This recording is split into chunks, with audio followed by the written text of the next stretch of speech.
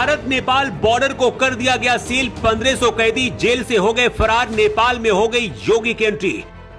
नेपाल में 24 घंटे में घुसेगा चीन। देश छोड़कर भागे प्रधानमंत्री केपी ओली। योगी का आदेश जारी हो गया। जिस राजा से मिले थे सीएम योगी, अब वो बनेगा नेपाल का प्रधानमंत्री। नेपाल में योगी के लगे पोस्टर। नेपाल के हालात बेकाबू होते जा रहे हैं। प्रधानमंत्री केपी ओली के इस्तीफे के बाद भी हालात काबू नहीं हुए।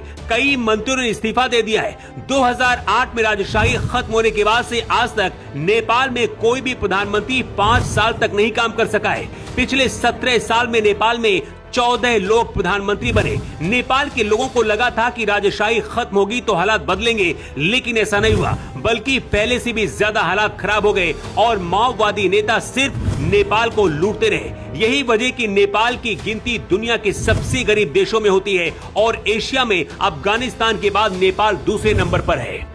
योगी आदित्यनाथ ने भी उस दौरान विरोध किया था जब नेपाल को हिंदू देश से सेक्युलर देश 2008 में बनाया गया।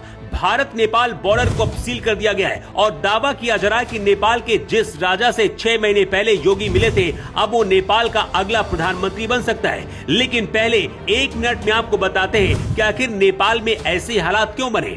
सिर्फ फेसबुक, इंस्टाग्राम जैसे सोशल मीडिया प्लेटफॉर्म बंद करना इसकी वजह नहीं है। नेपाल में पिछले 4 साल में 3 सबसे बड़े घोटाले हुए। 69,000 करोड़ का कोऑपरेटिव घोटाला हुआ।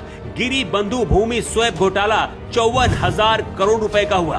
13,000 करोड़ का ओरिएंटल घोटाला हुआ, जिससे नेपाल के लोगों में गुस्सा पनप रहा था। दूसरी वजह राजनीतिक संकट। पिछले 5 सालों में ही नेपाल में 3 प्रधानमंत्री बदल चुके हैं। नेपाल में नेपोटिज्म पॉलिटिक्स है, मतलब अपने परिवार के लोगों को आगे बढ़ाना, जैसा भारत में सपा, आरजेडी, टीएमसी, कांग्रेस, शिवसेना जैसी पार्टियां और नेता करते हैं।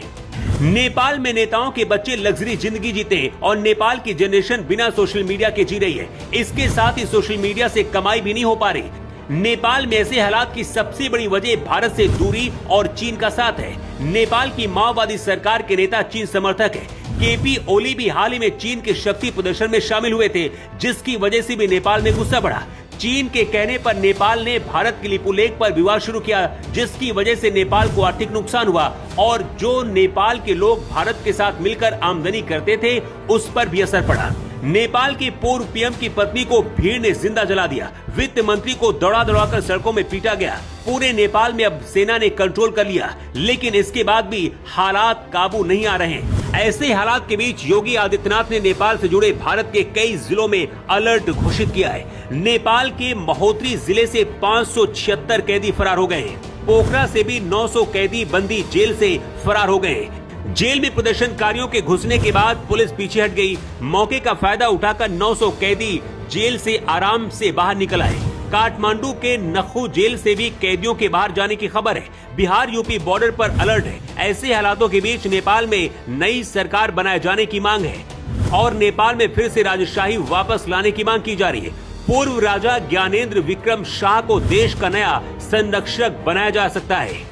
नेपाल में लंबे समय से राजशाही समर्थक आंदोलन भी चल रहा है। 6 महीने पहले महाकुंभ के दौरान पूर्व राजा ज्ञानेंद्र विक्रम शाह भारत आए थे और उस दौरान योगी आदित्यनाथ ने खुद महाकुंभ में स्नान कराया था। नेपाल के राज परिवार के साथ योगी आदित्यनाथ के रिश्ते बहुत अच्छे रहे। नेपाल के अंदर राजशाही के पक्ष में चले आंदोलनों में कई बार योगी आदित्यनाथ के नारे और पोस्टर भी लगते रहे। नेपाल को फिर से हिंदू देश बनाए जाने का भी योगी समर्थन करते रहे। जो लोग भारत पर सवाल करते हैं, उन्हें अपने पड़ोसी देशों की हालत देखनी चाहिए।